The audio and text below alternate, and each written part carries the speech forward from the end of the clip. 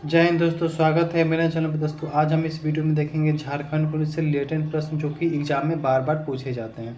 तो पहला प्रश्न है कि दुनिया में पहली रेलगाड़ी कब चली थी। तो दुनिया में सबसे पहले रेलगाड़ी कब चली थी, तो ये 1825 में, यानी विश्व में सबसे पहले रेलगाड़ी कब चली थी 1825 में। करेक्ट आंसर ए हो जाएगा। अगला प्रश्न देखते हैं कि एशिया के किस देश में सर्वाधिक लंबी रेल मार्ग है। तो एशिया के किस देश में सर्वाधिक लंबी रेल मार्ग है, तो ये चीन हो जाएगा। कहाँ? चीन में सबसे ज़्यादा लंबी रेल मार्ग है, तो इसका करेक्ट आंसर सी हो जाएगा। और इसकी राजधानी कहाँ हो जाएगी, तो बीजिंग हो जाएगी। कहाँ? बीजिंग इसकी राजधानी है। वहीं भारत की राजधानी नई दिल्ली, जापान की राजधानी टोक्यो हो जाएगी। वहीं रूस की राजधानी कहाँ है, तो मॉस्को हो जाएगा। ठीक है, अगला प्रश्न देखते हैं। अगला प्रश्न कि पटकाई की पहाड़ियाँ भारत के किस किस देश से, यहाँ पे देश किस देश से अलग करती है, तो ये म्यांमार देश से अलग करती है। पटकाई की पहाड़ियाँ भारत और म्यांमार देश से अलग करती है। करेक्ट आंसर ये बी हो जाएगा, म्यांमार। ठीक है, अगला प्रश्न देखते हैं। अगला प्रश्न है कि विश्व में सबसे पहले रेल मार्ग कहाँ बनाया गया था। तो विश्व में सबसे पहले रेल मार्ग जो है कहाँ बनाया गया था, तो ये ब्रिटेन में बनाया गया था। कहाँ? ब्रिटेन में। करेक्ट आंसर ये हो जाएगा, ब्रिटेन इसका। अगला प्रश्न देखते हैं। अगला प्रश्न है कि विश्व का पहली जूट मिल कहाँ स्थापित किया गया था। तो विश्व का पहला जूट मिल जो है कहाँ स्थापित किया गया था, तो ये स्कॉटलैंड में स्थापित किया गया था। करेक्ट आंसर ये बी हो जाएगा, स्कॉटलैंड। अगला प्रश्न देखते हैं। कौन सा प्रमुख कागज उत्पादक देश है।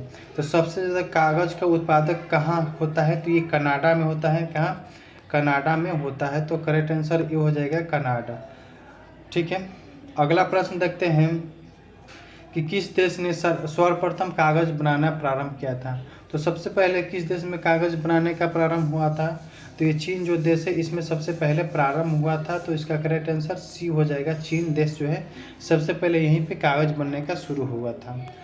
अगला प्रश्न है कि एशिया के सबसे पुराने तेल उत्पादक क्षेत्र कहाँ स्थित है। तो एशिया के सबसे पुराने तेल उत्पादक क्षेत्र जो है ये असम में है। कहाँ? असम में। इसका करेक्ट आंसर ये सी बी हो जाएगा, असम। वहीं असम की राजधानी दिसपुर हो जाएगी। कहाँ? दिसपुर हो जाएगी। जबकि गुजरात की राजधानी गांधीनगर, वहीं राजस्थान की राजधानी जयपुर, नागालैंड की राजधानी कोहिमा हो जाएगी। ठीक है, अगला प्रश्न देखते हैं। अगला प्रश्न है कि विश्व में कोयला का सर्वाधिक संचित भंडार किस देश में है। तो किस देश में है, तो ये अमेरिका देश में है। करेक्ट आंसर ये हो जाएगा, अमेरिका देश में है। अगला प्रश्न है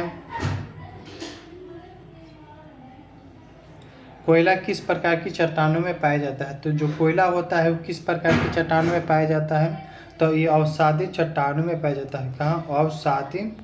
अवसादी चट्टानों में पाया जाता है कोयला।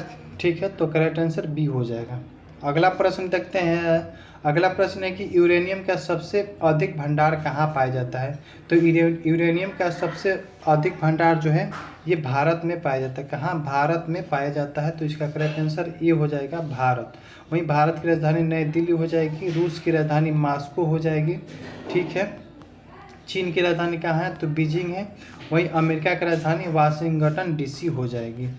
अगला प्रश्न देखते हैं।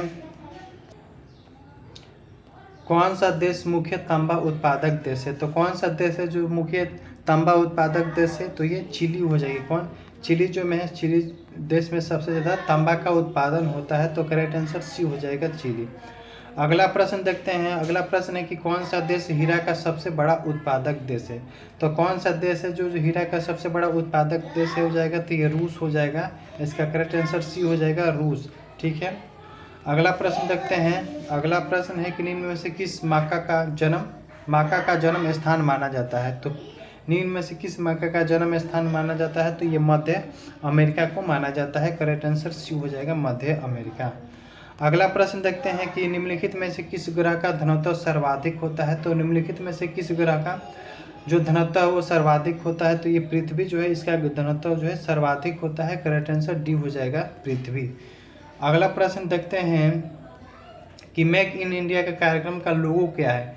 तो मेक इन इंडिया कार्यक्रम जो है इनका लोगो क्या हो जाएगा, तो इनका लोगो जो है ये शेर हो जाएगा। क्या? शेर। तो करेक्ट आंसर ये हो जाएगा, शेर। अगला प्रश्न देखते हैं। अगला प्रश्न है कि एक वर्ष में कितनी बार संसद की बैठक होना आवश्यक है। तो एक बार में कितनी बार संसद का बैठक होने का आवश्यक है, तो ये 2 बार आवश्यक है। तो करेक्ट आंसर बी हो जाएगा 2 बार। ठीक है, 2 बार बैठने का आवश्यक है।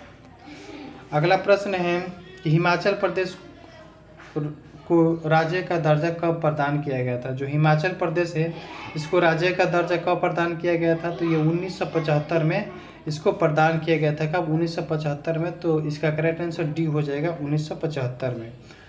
अगला प्रश्न है कि किस द्वीप का प्राचीन नाम सैंडविच द्वीप है। तो किस द्वीप का प्राचीन नाम जो है सैंडविच हो जाएगा।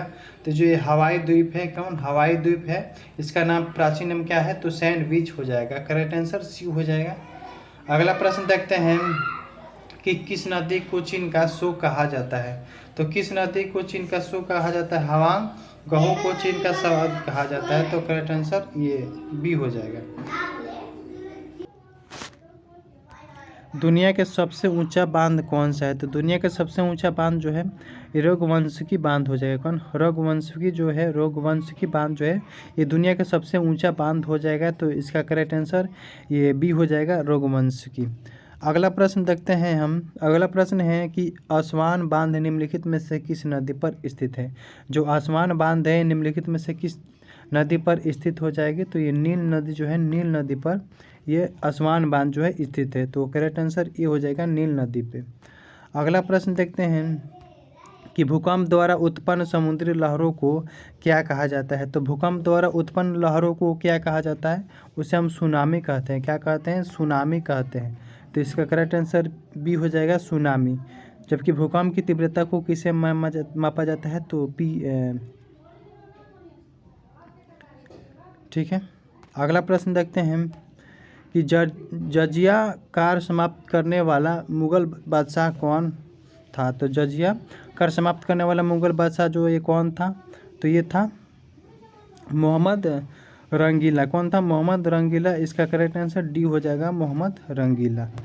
अगला प्रश्न है कि महाभारत का बंगला में अनुवाद किस सुल्तान ने किया था। तो महाभारत का बंगला में अनुवाद जो है ये कौन किया था? तो नसरत शाह। नसरत शाह ने इनका अनुवाद किया था। तो करेक्ट आंसर बी हो जाएगा। अगला प्रश्न है कि धान की खेती के लिए सबसे उपयुक्त मिट्टी कौन सा हो जाएगा। तो धान की खेती के लिए सबसे उपयुक्त मिट्टी जो है ये उपजाऊ चिकनी मिट्टी हो जाएगी। कौन? उपजाऊ चिकनी मिट्टी। इसका करेक्ट आंसर बी हो जाएगा, उपजाऊ चिकनी मिट्टी। तो ये था कुछ महत्वपूर्ण प्रश्न जो कि सारे क्वेश्चन को हम लोग डिस्कस किया है। तो चलिए वीडियो को अंत करते हैं और हमारे चैनल को जरूर सब्सक्राइब करिए, वीडियो को जरूर अंत तक देखिए और लाइक भी करिए। Thank you so much.